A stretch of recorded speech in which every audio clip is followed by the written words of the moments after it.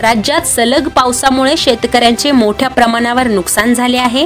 विशेषतः नाशिक जिल्ह्यातील सटाणा तालुक्यात शेती पिकांचे नुकसान अधिक झाले असून शेतकरी हवालदिल झाले आहेत।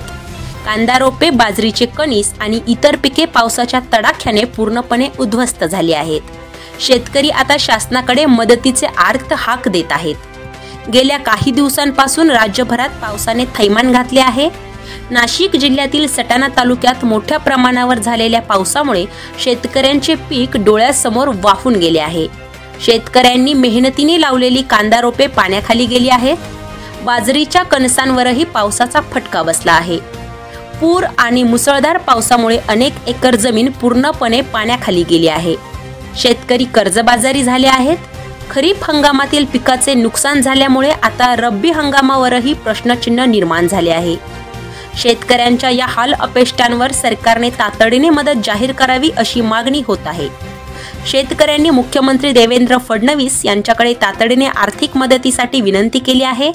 आता राज्य सरकार शेतकऱ्यांच्या मदतीसाठी कोणती ठोस पावले उचलते याकडे सर्वांचे लक्ष लागले आहे।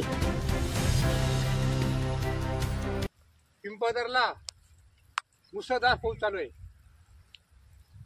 साहेब, तुम्ही या शेतकऱ्यांची व्यथा बघा। तुम्ही सांगितलं होतं विधानसभेच्या वेळेस की शेतकरी राजांचा आम्ही संपूर्ण कर्ज माफ करू।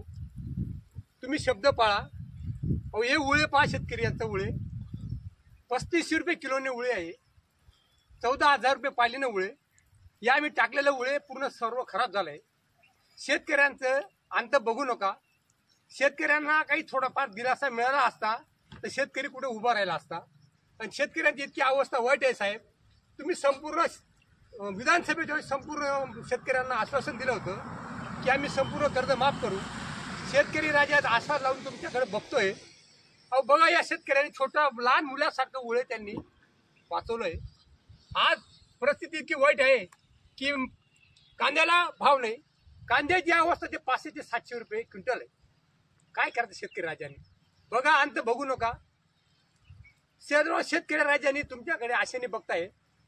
पीक विमा काढला साहेब, पीक विमाचे पैसे मिळाले नाही।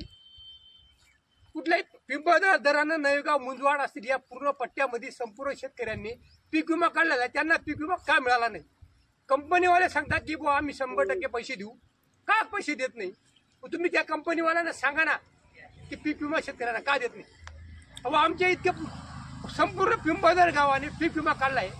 डाळिंबाचा असेल, मकाचा असेल, बाजरीचा असेल, कांद्याचा असेल, कुठलाही पीक विमा मिळाला नाही।